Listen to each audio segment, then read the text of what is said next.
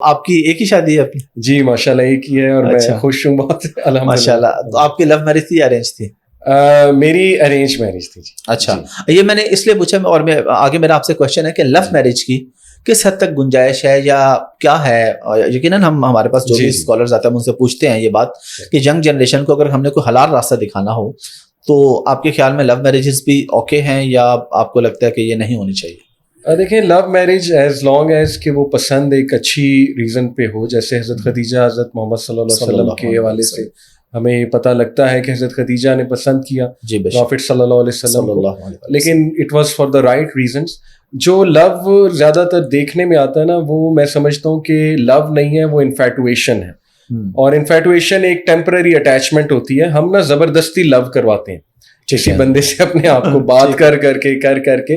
ہمیں right reasons دیکھنی چاہیے کہ دیکھیں شادی ایک بہت بڑی کمٹمنٹ, ہمیں بیک گراؤنڈ دیکھنا چاہیے, ہمیں خاندان دیکھنا چاہیے, مائنڈ سیٹ دیکھنا چاہیے.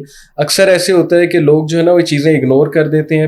وہ ظاہر ہے نشہ ایک چڑھا ہوتا ہے اس کا, عشق کا. اس کے بعد شادی کے بعد باتیں سامنے کھلتی ہیں تو بندہ بڑا شوق میں آتا ہے کہ یار یہ چیزیں پہلے میں نے کیوں نہیں دیکھی. اس لیے عقل مندی کا مظاہرہ کریں, پسند کریں کسی کو. لو میں سمجھتا ہوں کہ ایک خالص لو, پیور لو, اس کی گنجائش ہے, کسی کو پسند کیا جا سکتا ہے. لیکن یہ کہ حتمی یہ مت سوچیں کہ بس اسی سے اب ہوگا, ادروائز ڈپریشن کا شکار بہت سے لوگ ہو جاتے ہیں.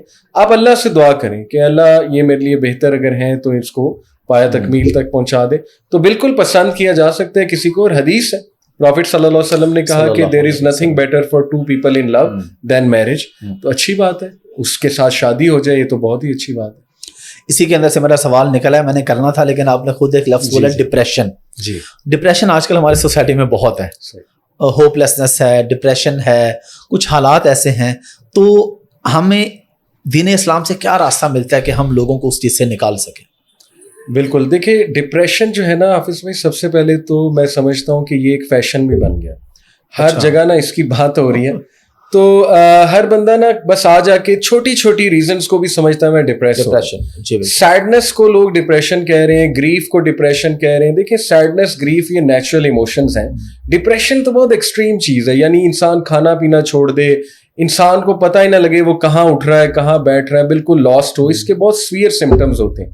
تو کلینکل ڈپریشن ریئل ہے, ہو جاتی ہے, اس کی وجوہات ہوتی ہیں. میں چونکہ خود ایک سائیکالوجسٹ بھی ہوں ماشاءاللہ, ایم ایس سی سائیکالوجی میں نے کی ہوئی ہے. کیمیکلز کا امبیلنس کلینکل ڈپریشن کی طرف لیڈ کر دیتا ہے. دیکھیں اس کو ہم مانتے ہیں, اس کا علاج بھی ہے, سائیکالوجسٹ, سائیکیٹرسٹ. لیکن دیکھیں ہماری جنریشن کو یہ سمجھنا چاہیے کہ آزمائش بھی کوئی چیز ہوتی ہے, جہاد بن نفس بھی کوئی چیز ہوتی ہے, صبر بھی کوئی چیز ہوتی ہے, ٹھیک ہے, شکر گزاری بھی کوئی چیز ہوتی ہے. ضروری نہیں کہ ہر چیز آپ کو مل جائے گی, یا ضروری نہیں کہ آپ کو ریجیکٹ ہی نہیں کیا جائے گا, یا آپ کو آزمائش ہی کوئی نہیں آئے گی. تو ہمیں یہ سکھایا نہیں گیا پچھلے 10-15 سال میں نا کہ آپ نے گریف کے آداب کیا ہیں, غم کے آداب کیا ہیں, غم زدہ ہونا ہے تو کیسے ہونا ہے. پروفٹ بھی ہوتے تھے غم زدہ, لیکن وہ ایک طریقہ ہوتا ہے. تو آئی تھنک کہ پھر شیطان بھی یہاں انوالو ہو جاتا ہے. سائیکالوجی تو شیطان کی بات نہیں کرتی, لیکن الحمدللہ ہمیں تو اللہ نے بتایا نا کہ شیطان انسان کا دشمن ہے.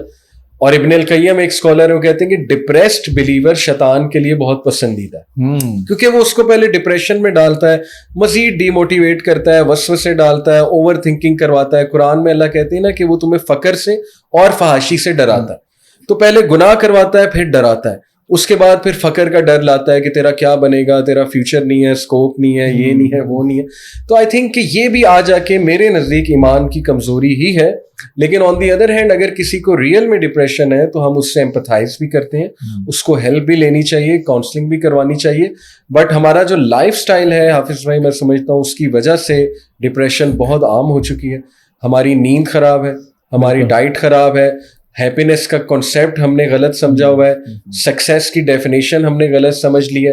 تو چونکہ ہر چیز غلط ڈائریکشن میں جا رہی ہے, ہم اللہ کے ورلڈ آرڈر سے دور ہوتے جا رہے ہیں, تو ظاہر ہے پھر یہ ذہنی مسائل تو بڑھیں گے, obviously.